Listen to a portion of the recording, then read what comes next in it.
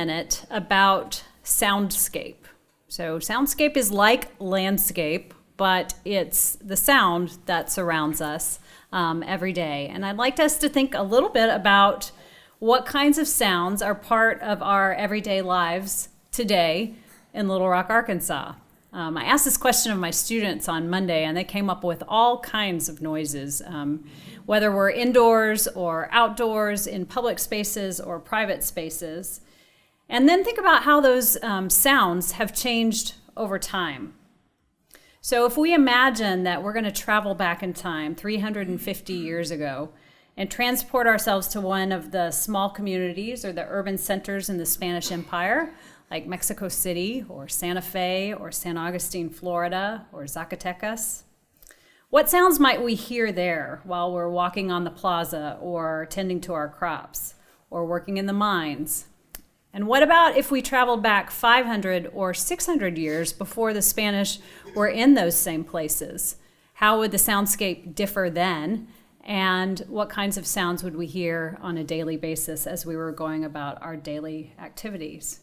And why does any of this matter? So those are the kinds of things that we're going to look at tonight. I'm going to talk to you about my most recent research project, which is an examination of bells in the Spanish American Empire, mostly in the 17th and 18th centuries. And this new project asks what we can learn about cultural accommodation, about economic connections, about spiritual devotion, and about conflicts within and between communities by studying bells. So over a broad range of time and space, the term bell has been used to refer to a large number of small and large musical instruments. In general, bells fall into several broad categories. There are crotals, the really small bells that have an internal rattle, kind of like jingle bells or sleigh bells. There are handbells that range from several inches to something that you can barely carry yourself, that ring with an internal clapper. And there are large cast metal suspended bells that hang from a tower. They're either suspended so that they can swing or they're suspended in place, and they are struck inside with a clapper or on the outside by a hammer. Today, bells are nearly synonymous with the Spanish presence in the Americas.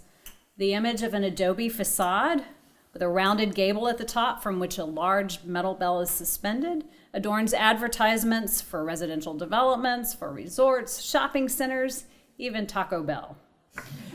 So bells are still used by secular and sacred institutions in some of the same ways in which they were in the past, particularly as markers of time and to commemorate special occasions. In the early modern Western world, bell ringing generally fell into 7 categories.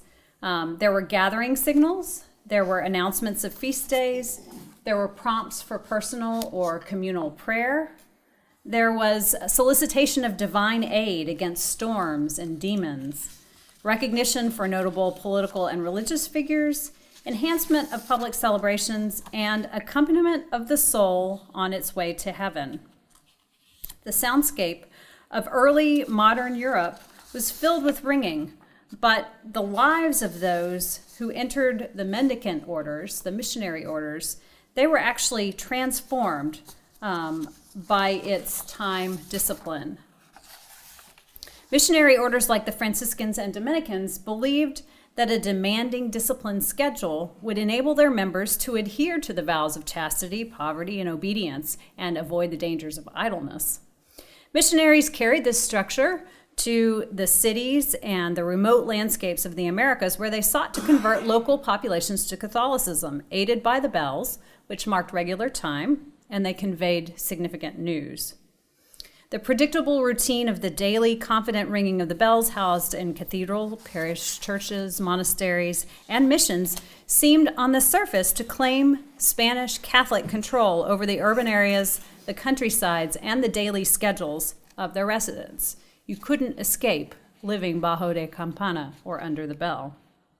Clergy treated the bells as powerful allies. They were baptized and anointed with oil. They entrusted important communication to their sounds, and they even buried them before they abandoned an area. Yet bells also tell us about the complex web of economic, political, and social connections that resulted in their casting, in their transport, in their placement in the bell towers, gables, or frames in the churches, in the far-flung areas of the Spanish Empire. Conflicts over the presence of these loud intruders are found throughout the archival documents. These conflicts illustrate the changes in the balance of local, regional, and global power. Just as Catholic evangelization and its physical manifestations in music and mission communities transformed the landscape, it also upended the soundscape of urban and rural areas. Bells were the loudest elements of the soundscape in 17th and 18th centuries. Able to be heard over long distances, their volume was only rivaled by the crack of thundering echoing through canyons, the stampede of a large herd of animals, or the firing of a cannon. Communication through the use of bells depended on the listener's understanding of the message of the peals. Some were part of routines of daily prayer, others announced feast days or important news or declared emergencies. Commentators discussed the language of the bells, which conveyed information quickly over large distances to a large number of people. And it's important because many people spoke different languages, so bells was one way that they could have a common form of communication. So I'm going to play for you a few examples of the kinds of bells that might have been heard. So this particular bell would have been to announce the arrival of an important visitor or to announce important news like the birth of an heir to the throne. Let's see, this next one is an alert bell. So if there was a fire, if there was an attack, if you lived on the coast, if there was a revolt or a rebellion, you'd hear that.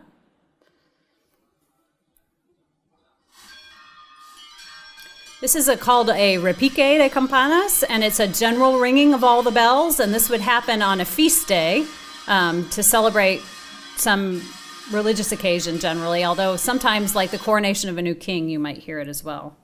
And this last one is probably the one that would have been heard the most frequently. These are the Angelus bells, and you're going to hear 3 tolls 3 times each, and then it's followed by 9 tolls.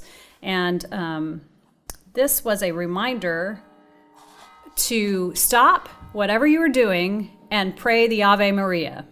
And in 1585, the Mexican Provincial Council decreed that all churches everywhere in New Spain had to play the Angelus bells in the morning, at midday, and at sunset. So this would have been something that marked the daily lives of people who lived in the Spanish Empire, whether they wanted it to or not. So how did new converts become acquainted with bells and the meanings of their language? Although the political and economic organization of indigenous groups in New Spain differed greatly, most of them did not follow Hispanic patterns of daily work, meals, and prayers. For those who were semi-sedentary or nomadic, hunting, gathering food and water, trading, child-rearing, food preparation, and self-protection consumed their daily time. Those who lived in villages or rancherias built shelters and storehouses. They planted and tended crops. They ground corn and fashioned baskets, pots, and tools. But for the Spanish project of colonialism, strict imposition of daily schedules was crucial to both religious conversion and to economic profitability, and those were the twin goals of the empire. Missionaries introduced daily schedules with the aid of bells, brought with them specifically for this purpose, even before a building construction was completed. So a daily schedule might have been something like this. A 1744 report from San Agustin de Isleta in New Mexico indicates that the community began its days with the ringing of the bells at dawn to summon the population for prayer. And they had the Angelus bells, then they had morning worship, then they ate a morning meal. Afterwards, the adults were assigned to physical work tasks while the children received doctrinal instruction. A midday meal with the Angelus bells and a brief period of rest were followed by worship, instruction, and then the evening meal. The day ended at sunset with the Angelus bells, prompting the community to pray the Ave Maria. And after these, the friar led recitation of the catechism and the prayers in Spanish. Then the community prayed the rosary, they sang, and then they returned to their homes. Then a curfew bell later in the evening, 10 or 11 o'clock at night, continuous ringing on one bell signaled the end of the day and that everyone was supposed to be back with their families in their homes. Or later in the California missions, they were actually locked into dormitories. The imposition of these routines was reinforced through the use of material and socio-political benefits offered by the missionaries. They had food, clothing, relative stability, and protection from rival groups. And in the later colonial period, corporal punishment was used when groups abandoned the missions or failed to heed the summons of the bells. Supply requests for parish churches and missions are full of requests for bells, and inventories show how widespread their presence was. In 1681, for example, the 34 missions in Florida, at the very edge of the Spanish Empire, collectively held 92 large bells and 238 handheld bells, and bell wheels for use of the celebration of Mass. So this petroglyph from northern Mexico, as well as missionary accounts and the continuous use of bells for over 350 years in the Spanish-American Empire, suggests that bells were important factors in the spread of the Spanish and Catholic power through cultural hegemony, even though this was uneven and contested. Rigid daily schedules marked by consistent repetition, the ringing of bells, prayers, and singing, particularly when aided by model actions of older Christians, native, mestizo, or peninsular Spaniards, helped establish conditions for conversion and Hispanicization, and they created bonds of shared practice between disparate groups that were pushed together by the colonial project. So my second point here is about material culture, and studying bells as objects of material culture helps to understand the economics of evangelization and trade throughout the Spanish Empire. Cultures around the world have independently created cast bells using molds and metal or clay, beginning around 9000 BCE, are the earliest fragments that archaeologists have found. Some of the oldest cast copper objects have been uncovered in the Americas, where small bells were frequently used as adornments in clothing, as ritual items, or in jewelry, particularly ankle bracelets. Most of these ornamental bells were made from copper, which was accessible, and it became an important trade commodity. Artisans fashioned small bells with the faces of animals and humans, and they were exchanged along major routes throughout Mesoamerica and into the north as far as New Mexico and Arizona. Most native bells were status items instead of utilitarian items, and artisans refined metalworking to produce more intricate designs. Spanish expeditions capitalized on the popularity of small bells and carried large amounts of them as trade goods. So both small and large bells were cast out of molten metal. And native people were familiar with this technique, but they didn't cast large bells in the same way that the Spaniards had prior to the arrival of Spaniards to the Americas. So they used copper, silver, gold, and the Europeans most commonly used bronze alloys of copper, tin, and silver. The creation of these bells required molds and specialized expertise and training. Large bells also required furnaces, and they were labor-intensive with extensive parts and intricate detail. This illustration up here is from Diderot's Encyclopedia, and it depicts the process of bell casting as practiced in 18th century Europe. A French treatise on the art and science of bell casting was translated and published in Spanish as a book called Espectáculo de la Naturaleza in 1773. Copies of this work circulated throughout the Americas and the Philippines, where Franciscans learned to oversee the casting process in order to produce their own bells.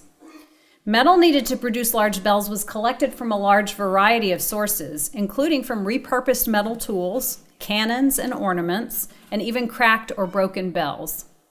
The process has changed little over time.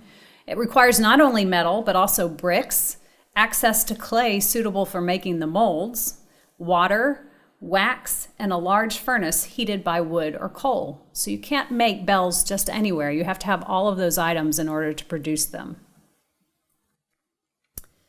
Espectáculo de la Naturaleza included nearly 100 pages of commentary on bell making, as well as diagrams for creating the inner and outer bell molds, building upon the Campana scale identified by French theologian and acoustic scientist Father Marin Mersenne in the early 17th century. Bell founders used a compass and geometric proportions to produce the desired shape and thickness, and thus the correct pitches. They learned their trade through apprenticeships, and perfection was necessary. If bells came out of their molds cracked or poorly tuned, they had to be melted and completely recast.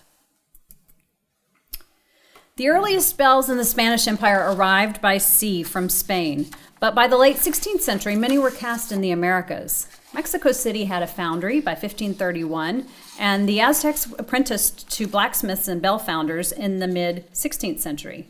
Bell casting was not limited to central New Spain, and its spread demonstrates the degree to which skilled craftsmen shaped the material culture of frontier regions.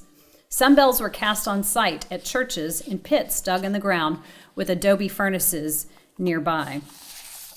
Catholic clergy used both small handheld bells and larger church bells weighing between hundreds and up to 2,000 pounds each.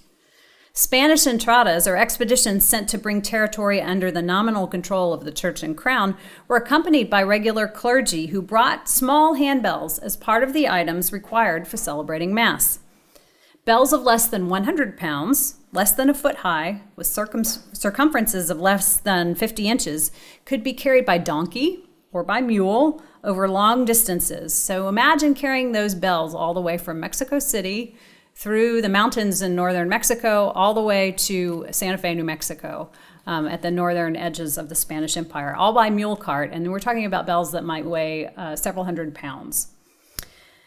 So bells were significant enough to justify the expense and hassle. I have some great documents talking about trying to get bells across all of the flooded rivers in Texas to the East Texas missions from Mexico City. And they had to camp for weeks at a time until the river could go down low enough so that they could put the bells on a raft between horses and mules to get it across the river.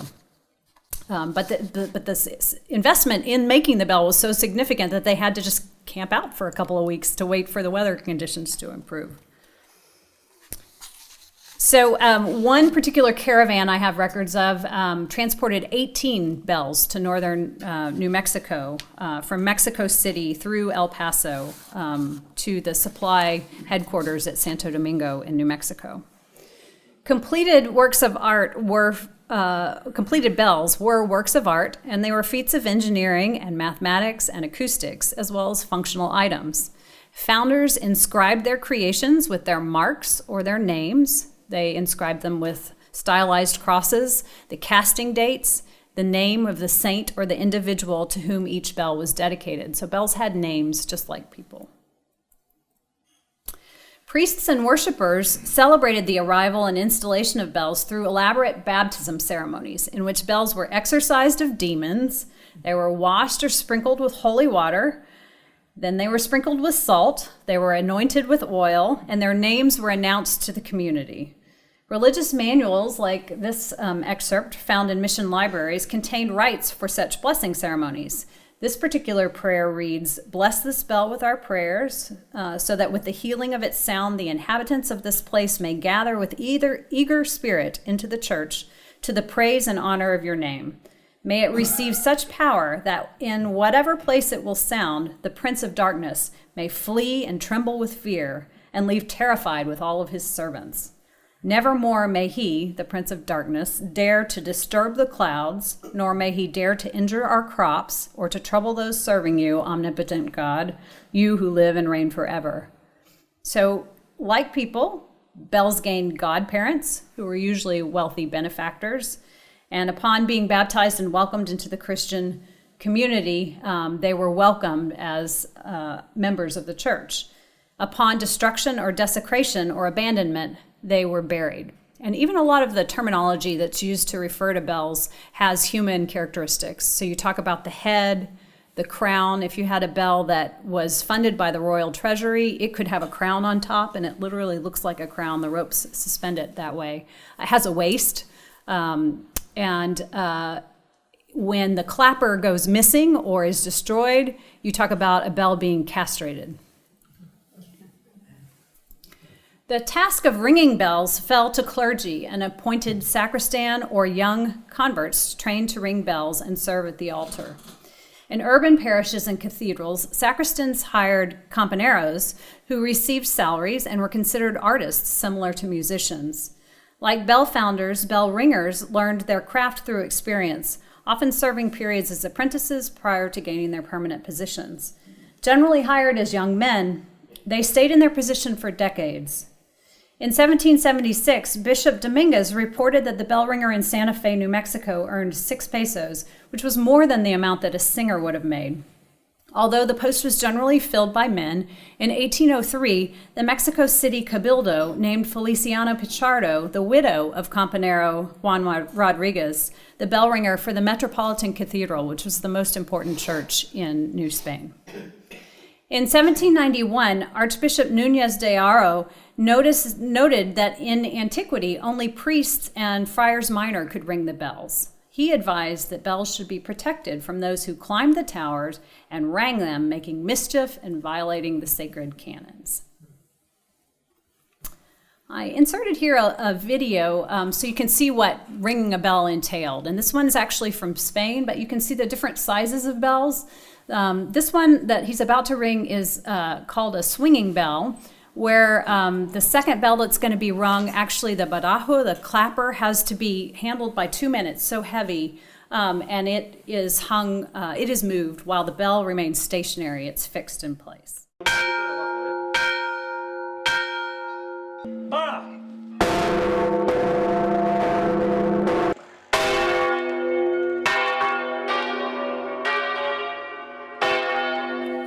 So now to my third point. Bells were agents in the fights of angels and demons. They were deeply connected to interior spirituality. Like the trumpets of the Old Testament, they roused the faithful to spiritual activity and prepared them to engage in battles against evil, whether it was manifested in tragedy, in natural disasters, in thunderstorms, or in enemies.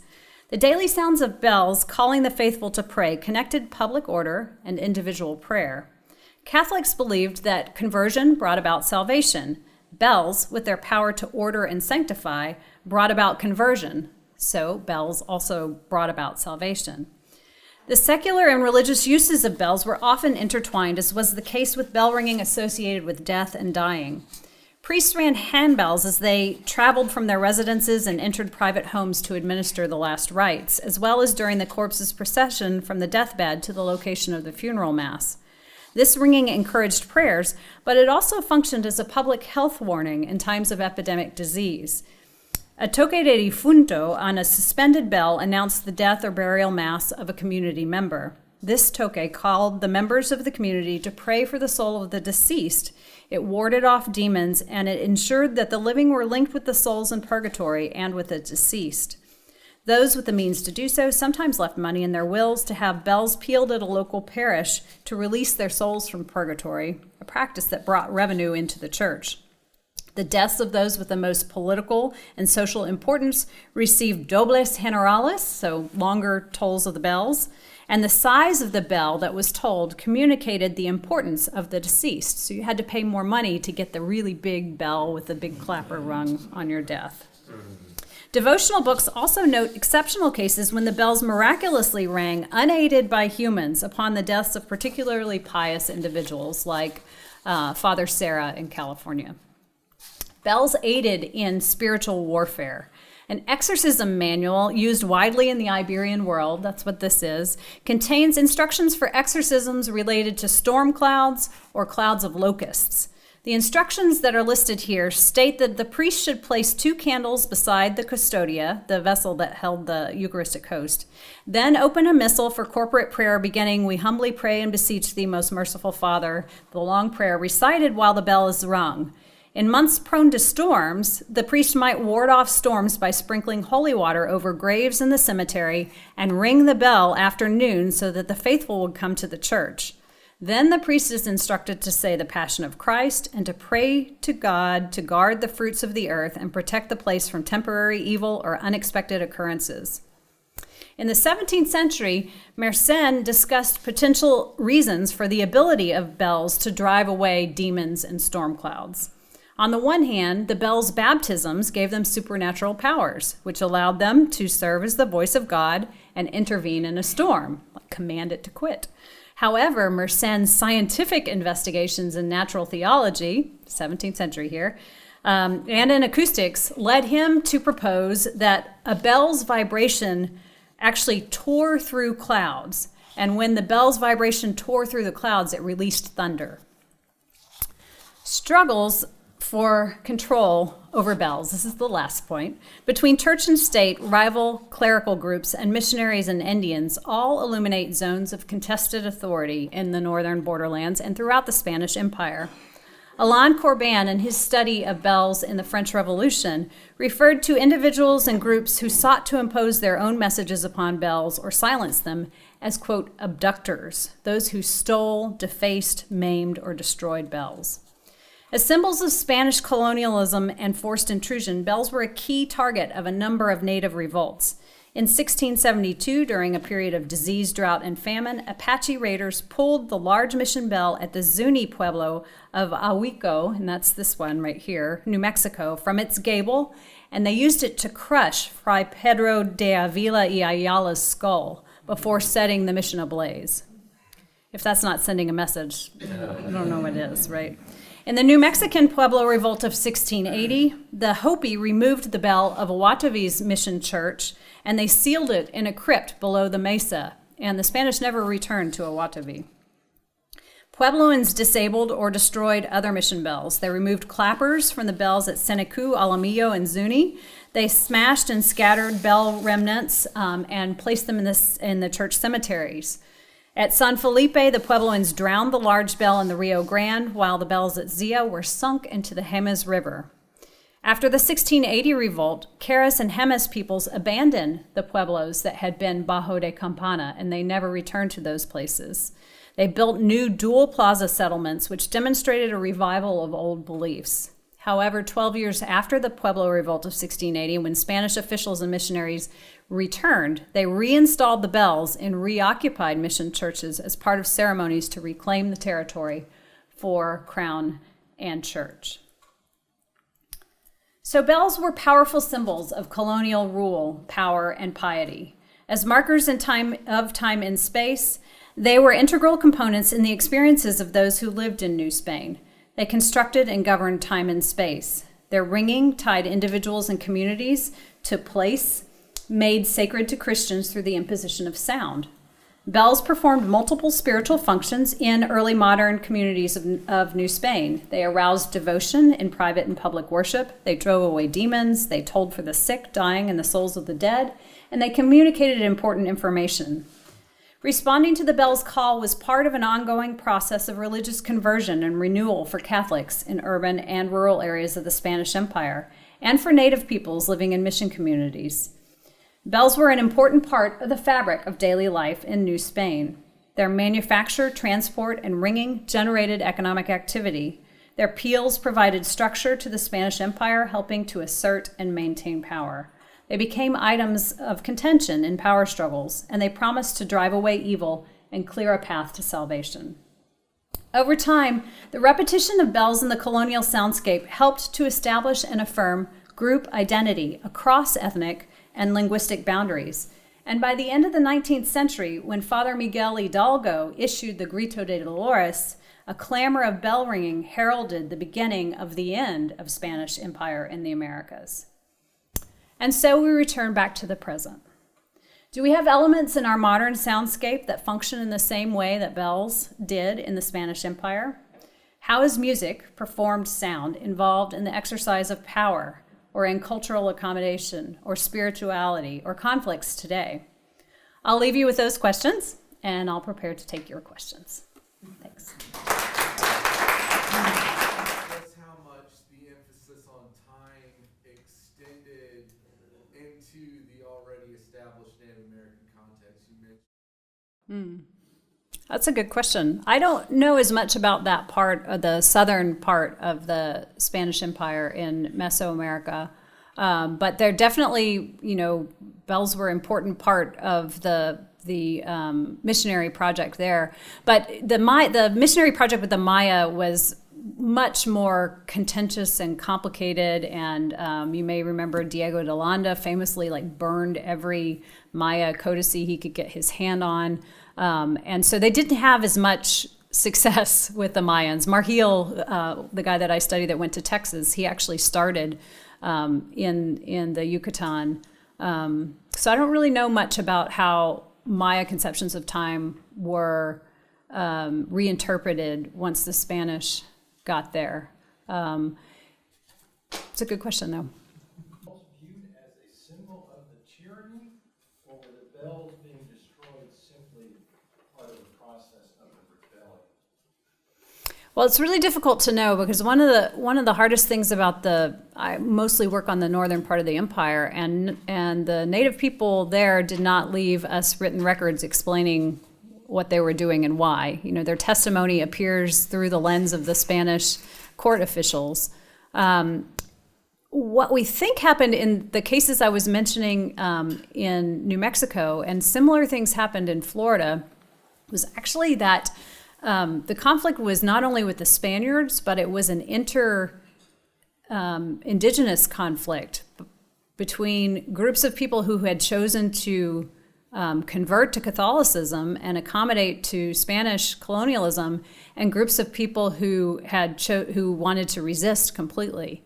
And the motive for getting rid of the bells seems to be as much, this is from oral history and then from the archaeology. So Smithsonian did this great project where they actually invited descendant communities in both New Mexico and Florida to undertake the archaeological digs with the archaeologists, and then to help them interpret what they found there.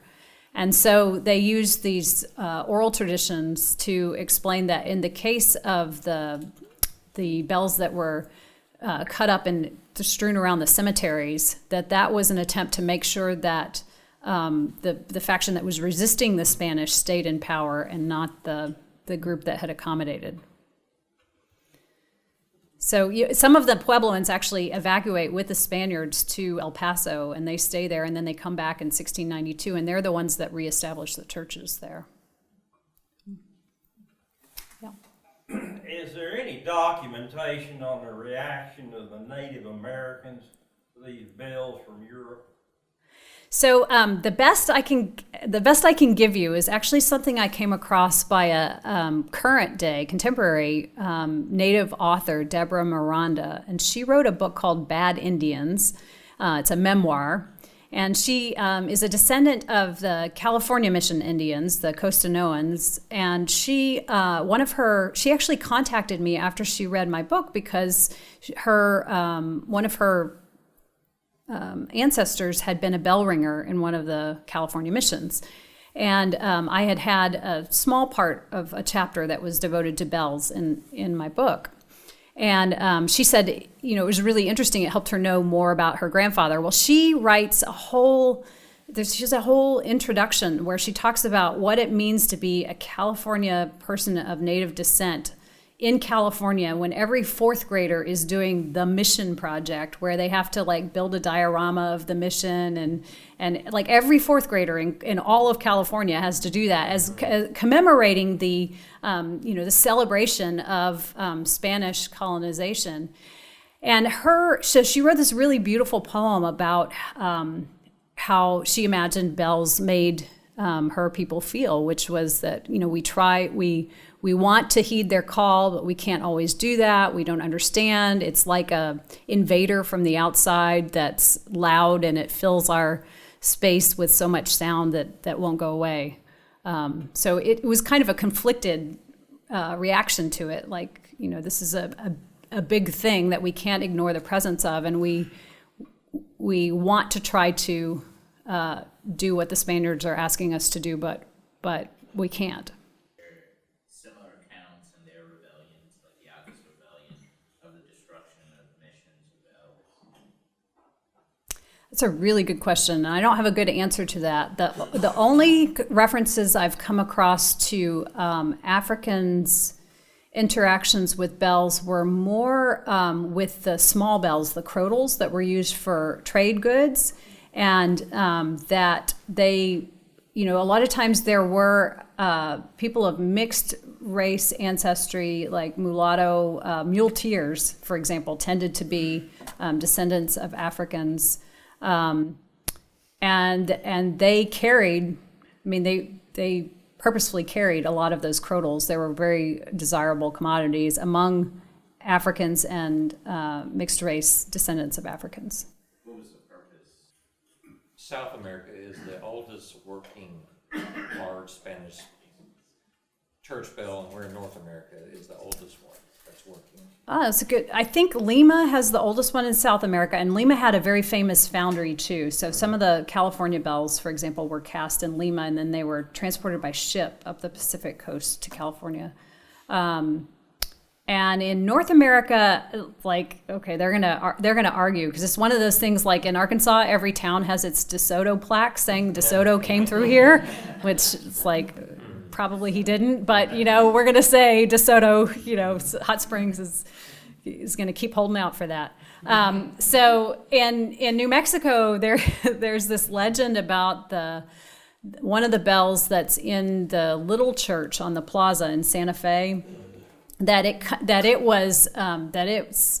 dates back from 1300 or 1200, and there's just no evidence to support that, but it keeps just getting republished and republished and republished, because Santa Fe definitely wants to rival San Augustine for the title of oldest city in the U.S., which neither of them is correct, right? Because there are some continuously inhabited native sites that date way back further.